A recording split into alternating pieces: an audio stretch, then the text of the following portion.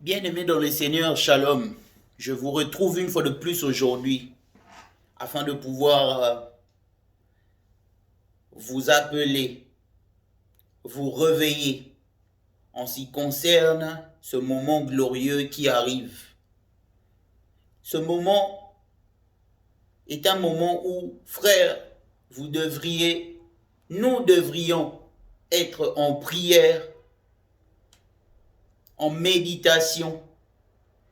C'est un moment dans lequel nous devrions tous être en train de se sanctifier en vue de la promesse qui va se réaliser. Dieu avait fait cette promesse et voilà qu'elle arrive. Le Saint-Esprit. Frère, je le dis, ça va être le dernier grand réveil. Le premier réveil a eu le jour de la Pentecôte. Et c'est de ce réveil, à partir de ce réveil, Seigneur, mes frères et sœurs, que nous avons reçu le Seigneur. C'est comme ça que le Seigneur Jésus-Christ s'est révélé à nous. C'était à partir de ce réveil-là. Et ces derniers réveils ici, frère, c'est par celui-ci, ce qui a été promis dans Joël 2, 28.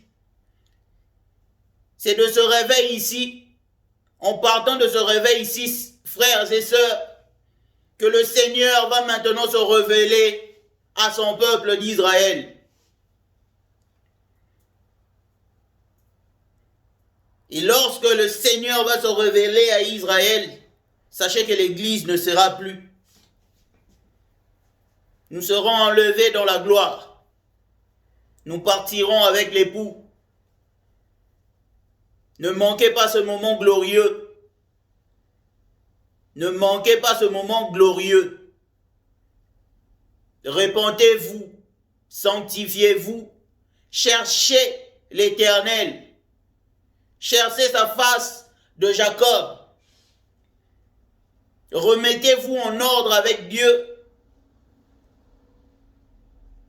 afin que vous soyez sauvés. Afin que vous soyez sauvés, frères. Cessez de croire en votre église. Cessez de croire en votre prédicateur, votre pasteur, votre prophète. Pour une fois, mettez-vous à croire à la parole. L'homme ne peut pas sauver l'homme. Seul Dieu peut sauver l'homme. Voilà pourquoi il a donné son seul Fils unique, Jésus-Christ, qui est la parole de Dieu.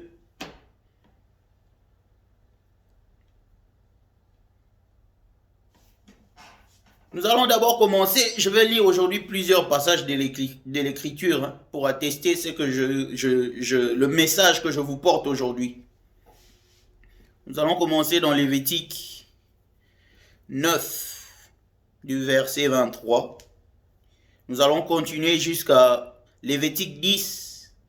Nous allons lire le verset premier et nous allons nous arrêter au troisième. Donc Lévitique 9, 23, 24, Lévitique 10, verset 1er à 3. Moïse et Aaron entrèrent dans la tente d'assignation. Lorsqu'ils en sortirent, ils bénirent le peuple et la gloire de l'Éternel apparut à tout le peuple. Le feu sortit de devant l'Éternel et consuma sur l'autel l'holocauste et les graisses. Tout le peuple le vit et ils poussèrent des cris de joie et se jetèrent sur leur face.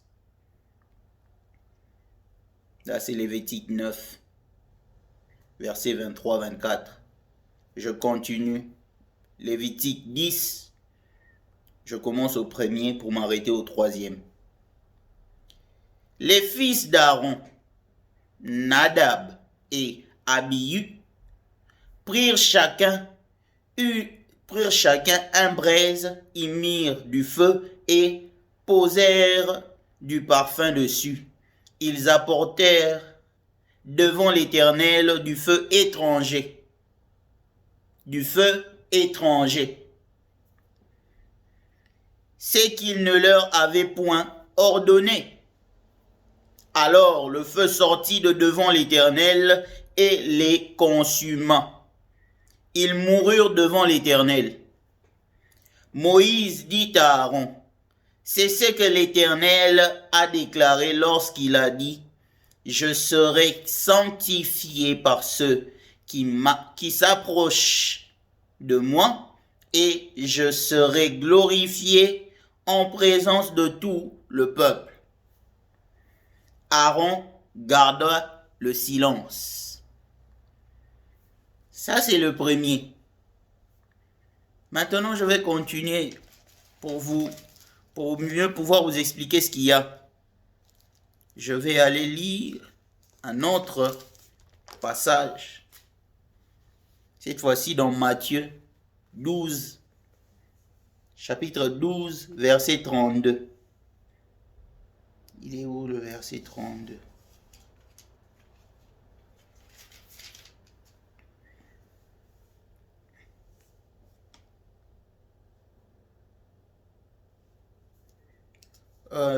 Pardon, c'est dans Actes 5,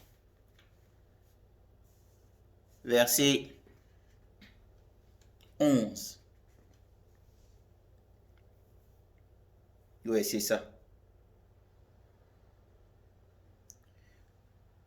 Je vais commencer par le premier, je crois. Je vais commencer au premier verset pour m'arrêter au 11e. Mais un homme nommé Ananias, avec Saphira sa femme, vendit une propriété et retint qu'une partie du prix.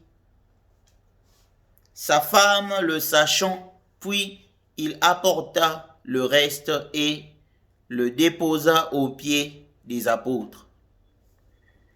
Pierre lui dit, Ananias, pourquoi Satan a-t-il rempli ton cœur au point que tu mentes au Saint-Esprit et que tu aies retenu une partie du prix du champ? S'il n'eût pas été vendu, ne te restait-il pas? Et après qu'il a été vendu, le prix n'était-il pas à ta disposition? Comment as-tu pu mettre en ton cœur un pareil dessein? Ce n'est pas à des hommes que tu as menti, mais à Dieu. Ananias, entendant ces paroles, tomba et expira. Une grande crainte saisit tous les auditeurs. Les jeunes gens, s'étant levés, l'enveloppèrent, l'emportèrent et l'ensevelirent.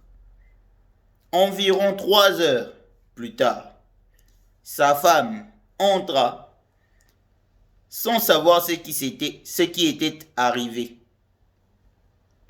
Pierre lui adressa la parole. Dis-moi, est-ce à un tel prix que vous avez vendu le champ? Oui, répondit-elle, c'est à ce prix-là. Or, Pierre lui dit, comment vous êtes-vous accordé pour tenter l'Esprit du Seigneur? Voici, ceux qui ont enseveli ton mari sont à la porte et ils t'emporteront. Au même instant, elle tomba aux pieds de l'apôtre et expira. Les jeunes gens, étant entrés, la trouvèrent morte, ils l'emportèrent et l'ensevelirent auprès de son mari. Une grande crainte s'empara de toute l'assemblée et de tous ceux qui apprirent ces choses. Frères, comme nous l'avons lu dans Lévitique, les deux fils d'Aaron s'étaient accordés pour allumer un braise avec un feu étranger. Ils y ont mis du parfum et l'ont apporté devant l'Éternel. C'est que Dieu ne leur avait pas ordonné. Ici, nous voyons que Ananias et Saphira, sa femme, ont fait la même chose. Ils ont apporté un feu étranger, le feu qui était descendu devant le peuple, représentait l'Esprit de Dieu, représenté dans sa forme physique. Ici, il est dans la forme spirituelle.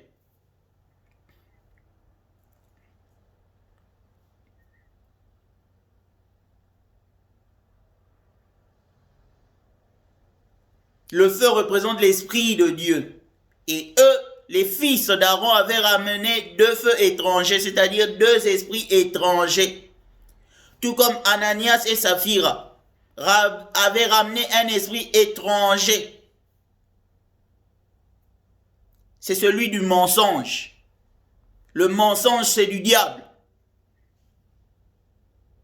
Ce que les deux fils d'Aaron avaient fait, c'est ce que Dieu n'avait pas ordonné. C'était la désobéissance. La désobéissance, c'est du diable. Et que s'est-il passé? Ils sont morts. Dans tous les deux cas, ils sont morts. C'est pour vous prévenir, chers frères et sœurs. Vous qui êtes dans l'église, vous êtes dans le groupe d'intercession, mais vous pratiquez la sorcellerie. Vous qui êtes dans l'église, vous exercez dans l'église, mais vous pratiquez la prostitution. Vous qui êtes dans l'église, vous servez dans l'église, mais vous buvez. Vous vous saoulez. Vous pratiquez la fornication. Vous médisancez dans l'église, les mamans. Vous passez votre temps à parler des autres. À calomnier vos frères. Vous créez des disputes dans l'église. Toutes sortes de discordes. Je vous dis,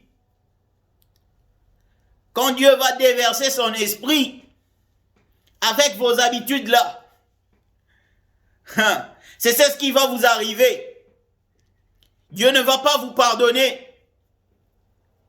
Notre Dieu est un Dieu saint. Et quand vous venez dans sa présence, vous devez d'être saint. Comment devient-on saint? En se conformant à ce qui est écrit. Je veux lire un autre passage de l'Écriture. On y est. L'heure arrive, frère.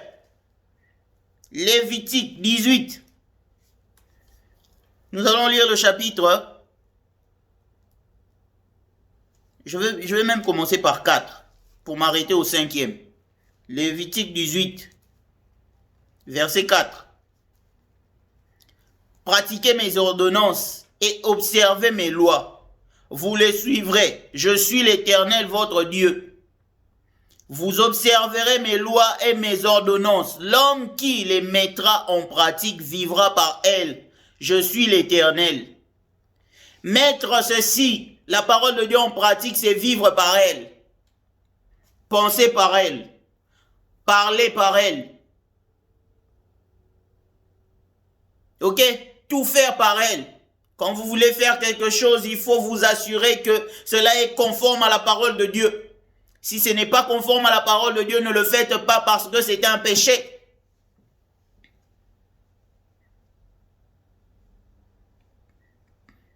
Répentez-vous. Parce que lorsque Dieu va envoyer son esprit, vous ne serez pas épargné avec ce genre de comportement. vous serez retranchés du milieu du peuple.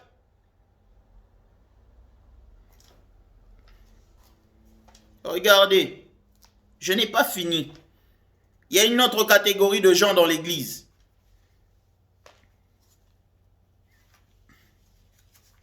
Ceux-là, ce sont les incroyants. Ils viennent à l'église pour chauffer les bancs. J'ai aussi un message pour vous. Nous allons lire, parce que la Bible s'explique par la Bible. Et tout message qui vient de la part du Seigneur doit concorder avec les Écritures. J'y arrive. Matthieu 12.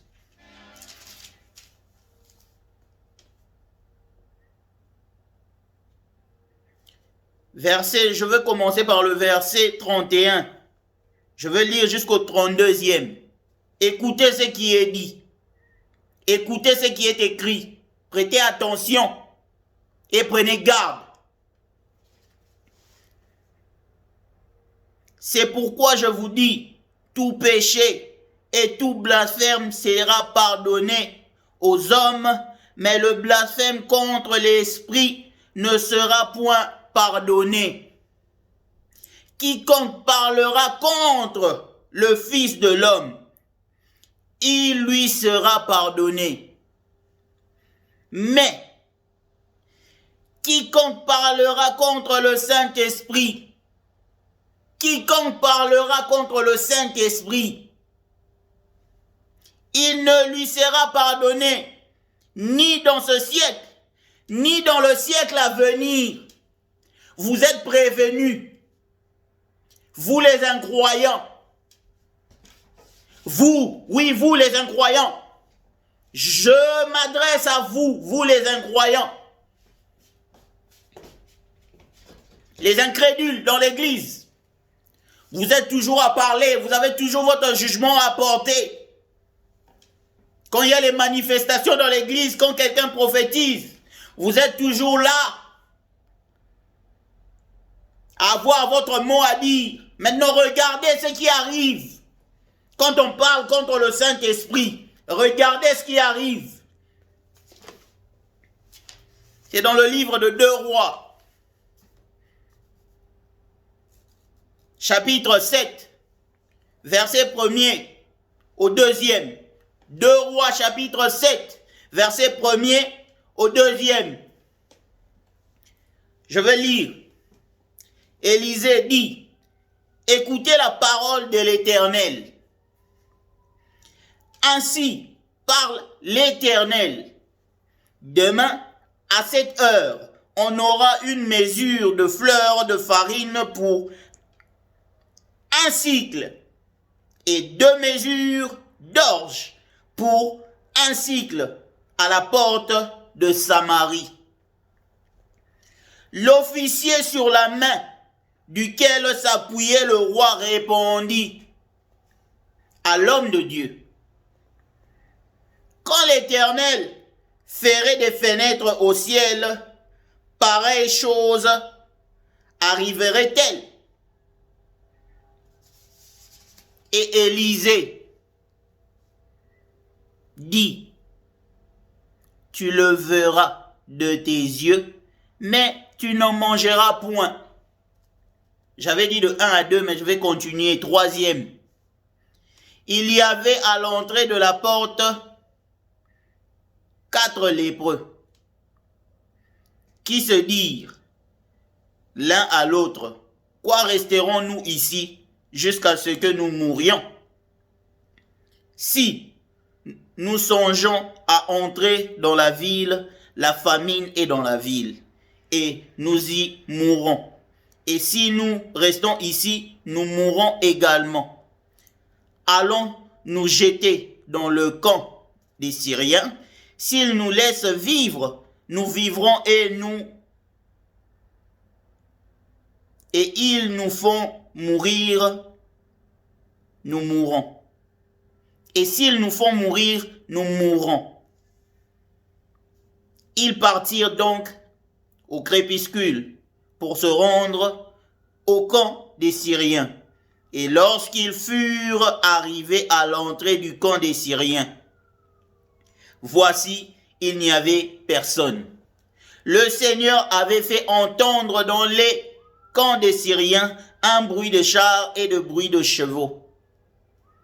Le bruit d'une grande armée, et ils s'étaient dit l'un à l'autre, voici le roi d'Israël a pris à sa solde contre nous les rois des Hétiens et les rois des Égyptiens, pour venir nous attaquer.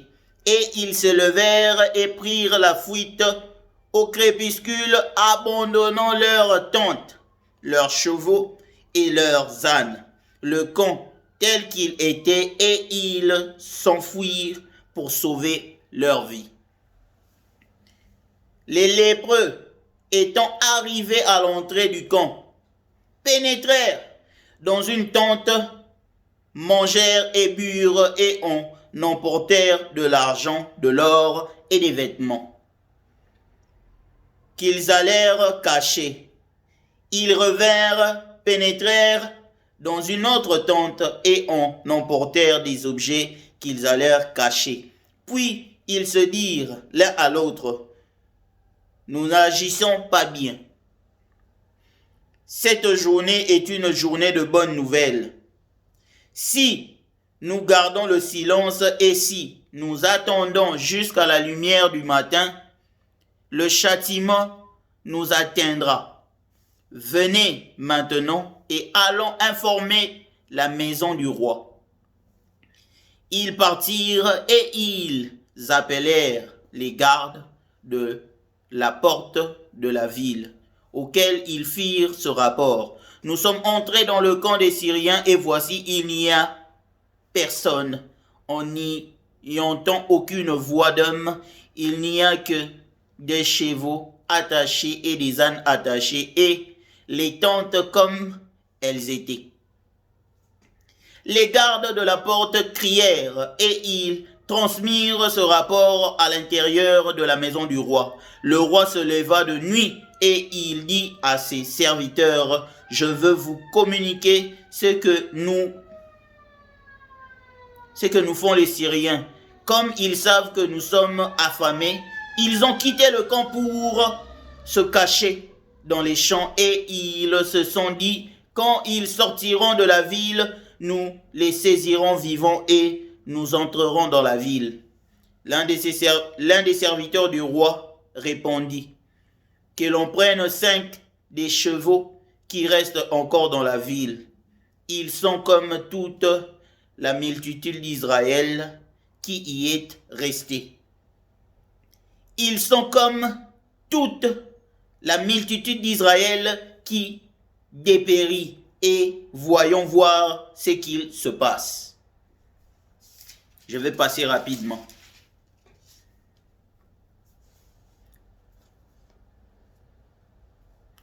L'homme de Dieu avait dit alors au roi, on aura 2 mesures d'orge pour un cycle et 1 mesure de fleur de farine pour un cycle. Demain à cette heure, à la porte de Samarie. Et l'officier avait répondu à l'homme de Dieu, quand l'Éternel ferait des fenêtres au ciel, pareille chose arriverait-elle? Et Élisée avait dit, tu le verras de tes yeux, mais tu n'en mangeras point. C'est en effet ce qu'il lui arriva. Il fut écrasé à la porte par le peuple et il mourut. Quand vous parlez contre le Saint-Esprit, c'est ce qui va vous arriver. Dieu va envoyer son esprit. Il va y avoir des signes, des manifestations telles que promis dans Joël 2, 28. Ça arrive. Vous qui aimez parler contre le Saint-Esprit, continuez, parlez. Puisque vous n'écouterez jamais, vous êtes des incrédules. Vous n'écouterez jamais. Et comme Dieu n'a pas non plus besoin de vous au milieu de nous, parce que vous allez ramener le péché dans le camp, vous mourrez, je peux vous l'assurer. Parlez contre le Saint-Esprit et vous verrez. Vous allez voir. De la même façon que l'officier du roi est mort, de la même façon vous mourrez. Et vous mourrez dans vos péchés. Et vous irez en enfer. Je vous le dis.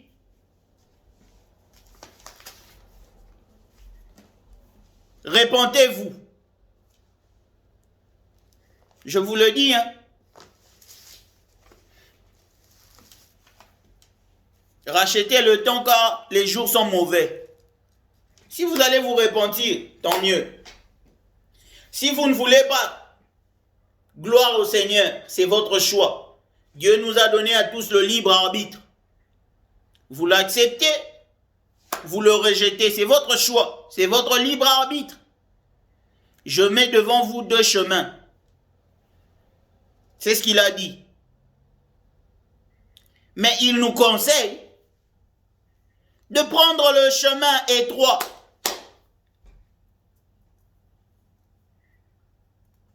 Car depuis le temps de Jean-Baptiste, sans cesse le royaume de cieux est forcé et seuls les violents y entrent. Si vous n'êtes pas violent, si vous ne forcez pas, vous allez emprunter le grand chemin. Nombreux y vont, nombreux. Mais ce grand chemin conduit en enfer. Ok? C'est ce chemin-là qu'on vous fait emprunter tout le temps. C'est le chemin de la bénédiction, de l'élévation, de la richesse, de la prospérité. La prospérité, c'est le chemin là qu'on vous montre. Le chemin grand là. Très grand. Où tous les peuples vont, toutes les nations. C'est celui de la prospérité. Allez-y.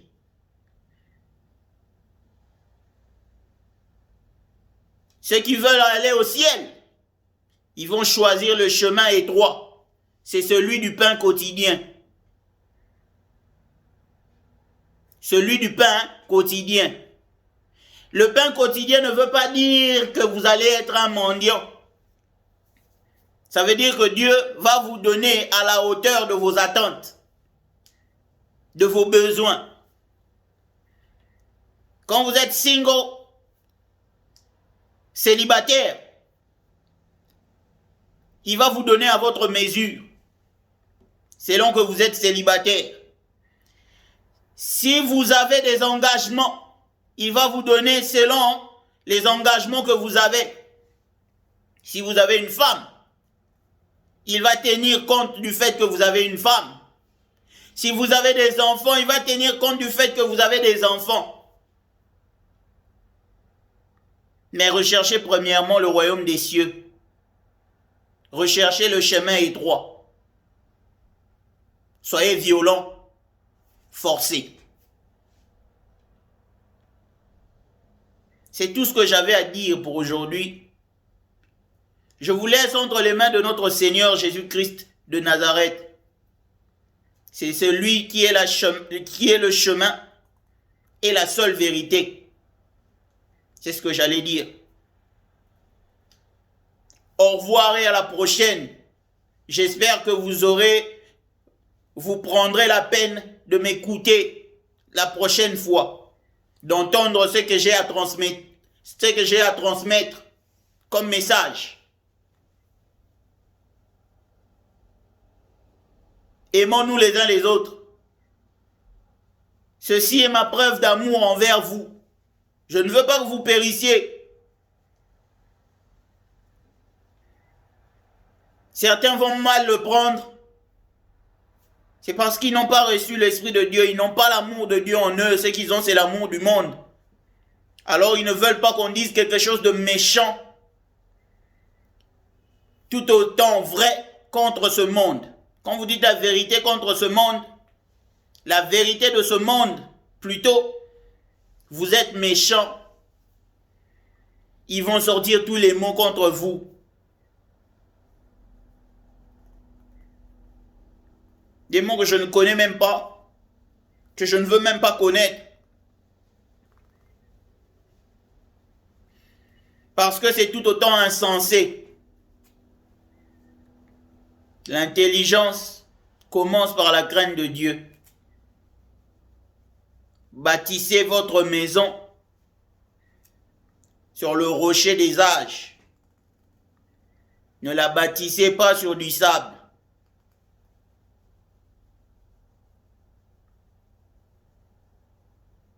Soyez bénis au nom du Seigneur Jésus-Christ. Au revoir. À la prochaine.